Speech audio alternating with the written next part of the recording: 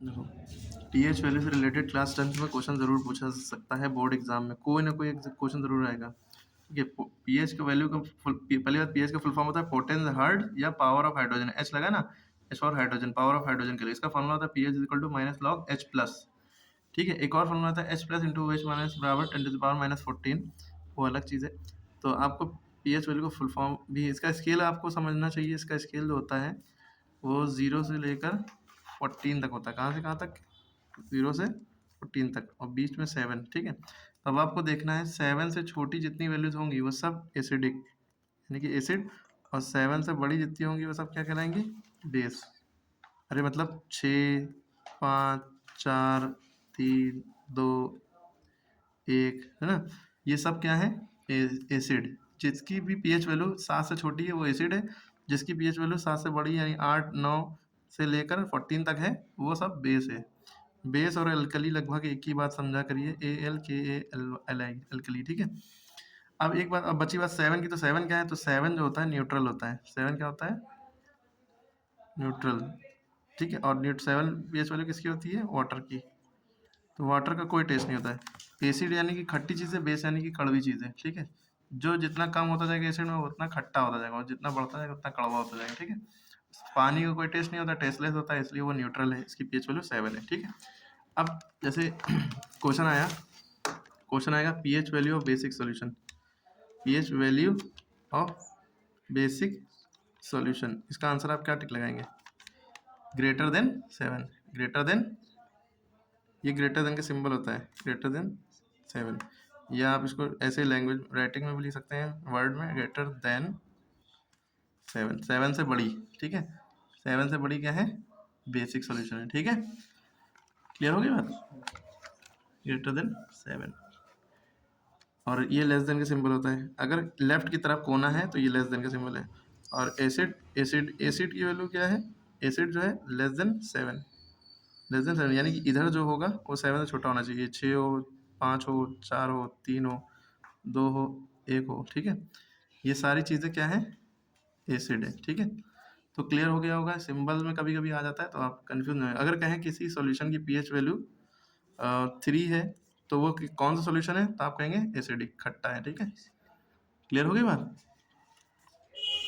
इस तरह से आपको चीज़ें याद करना है उसको ऊपर। अब जैसे एक क्वेश्चन आ जाए, pH value of pure water. PH value of pure water, pure water की पीएच वैल्यू क्या है? तो आपको इसका आंसर पता होना चाहिए। 7 होती है, क्योंकि वाटर न्यूट्रल होता है। ठीक है, एसिडिक सोल्यूशन की लेस देन 7। देखो इस तरह से एसिडिक सोल्यूशन का, या तो आप ये इस तरह से लैंग्वेज में लिख के आएगा, ये भी सही ऑप्शन है, या लेस देन 7, ये भी सही ऑप्शन है एसिडिक के लिए, एसिड के लिए। और या तो नंबर में लिखा हो 6, 5, 4, 3, 2, 1, इनमें से कोई भी नंबर लिखा हो तो वो सोल्यूशन एसिड है। ठीक है, क्लियर है? इस तरह की चीज़ें पढ़ जरूर लिएगा। और आपको पता होना चाहिए एसिटिक एसिड का फॉर्मूला पता होना चाहिए, CH3COOH होता है।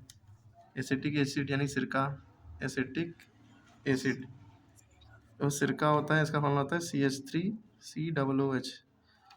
ठीक है, एसिटिक एसिड। ठीक है, और इसके अलावा आपको क्या कह सकते हैं, कॉस्टिक सोडा। जैसे हम कहें कि कॉस्टिक सोडा का फॉर्मूला क्या होता है? कॉस्टिक सोडा का फॉर्मूला होता है NaOH। इसका दूसरा नाम होता है सोडियम हाइड्रो ऑक्साइड। क्या? Sodium hydro oxide. ठीक है, इसी तरह ब्लीचिंग पाउडर CaOCl2। ठीक है, क्लियर है?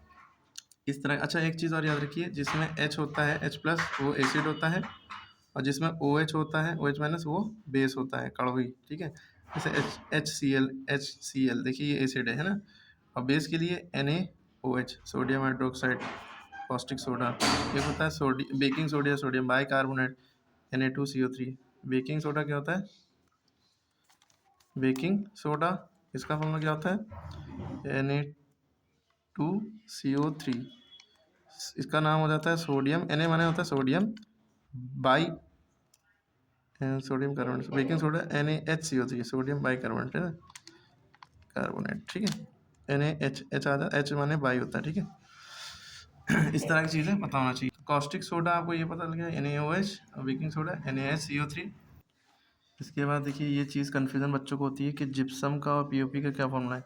जिप्सम का जो फॉर्मूला होता है CaSO4 इंटू 2H2, वाटर के 2 मॉलिक्यूल होते हैं, यानी कैल्शियम सल्फेट डाइहाइड्रेट, और पीओपी यानी प्लास्टर ऑफ पेरिस। पीओपी का full form plaster of Paris होता है, जो कि फ्रैक्चर हो जाता है, लोगों के हड्डी टूट जाती है, उसमें चढ़ाया जाता है प्लास्टर, वही पीओपी। और या बिल्ला पट्टी जो घर में होती है वो, और इसका फॉर्मूला होता है CaSO4 इंटू हाफ H2O।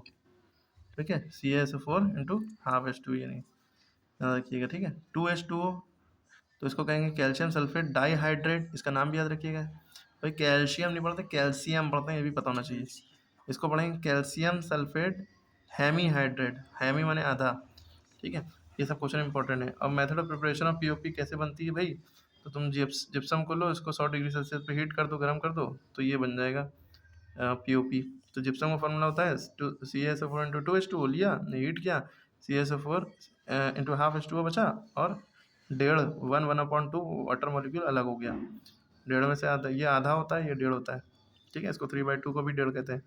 उसके बाद ब्लीचिंग पाउडर का फॉर्मूला होता है CaOCl2, कैल्शियम ऑक्सीक्लोराइड, इसका नाम भी याद रखिएगा, कैल्शियम ऑक्सीक्लोराइड। बोरैक्स का जो है फॉर्मूला होता है Na2B4O7 24H2O। एलम यानी फिटकरी का फॉर्मूला होता है K2SO4 Al2SO4 का होल थ्राइस 10H2O या 24H2O, देख लीजिएगा, थोड़ा कन्फ्यूजन है।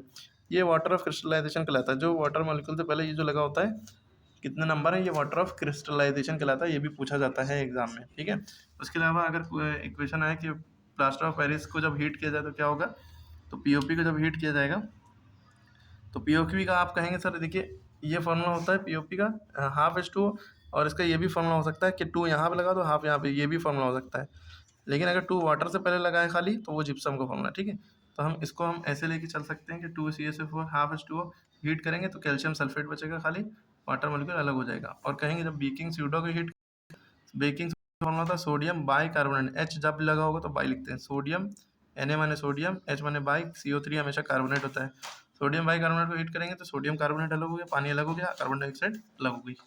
ठीक है, इस तरह से चीज़ें याद। और एक क्वेश्चन ये भी पूछा सकता है भाई, एक्वा रिजिया क्या होता है, ये मिक्सचर ऑफ कंसनट्रेटेड HCl और नाइट्रिक एसिड, ये भी पूछ सकते हैं। HCl का कितना लेना है 3, और नाइट्रिक एसिड का कितना लेना है 1, तो 3:1 में होता है।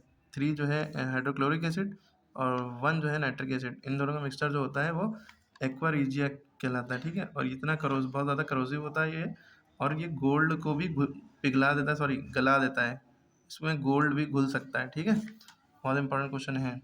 व्हाट इज करोजन, रस्टिंग, ये सब पूछा जा सकता है। अच्छा, आप एक क्वेश्चन बताइए कि रस्ट लगा हुआ यानी जंग लगा हुआ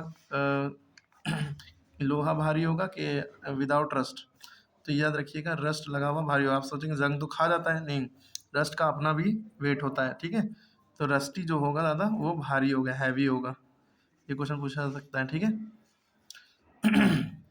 अगर आपको जंग लगने से कोई चीज़ बचाना है कि कोई चीज़ पे जंग ना लगे, तो उसको गैल्वेनाइजिंग कर दिए, गैल्वेनाइजिंग, इससे जो है आपका जंग से बची रहेगी चीज़। ठीक है, पेंटिंग कर दी, ग्रीसिंग कर दी, ऑयलिंग कर दी, टिन प्लेटिंग कर दी, ये सब है ना। अब ये भी पता होना चाहिए कि भाई रोस्टिंग और कैल्सिनेशन में क्या डिफरेंस है, बहुत इंपॉर्टेंट है। इसमें जो भी काम होता है, एक कैल्सिनेशन और रोस्टिंग में क्या फ़र्क है, ये प्रेजेंस ऑफ एयर में होता है जो भी काम होता है, इसमें एब्सेंस ऑफ एयर। एक चीज़ और याद रखिए, slag is equal to flux plus impurities, ये सारी बातें।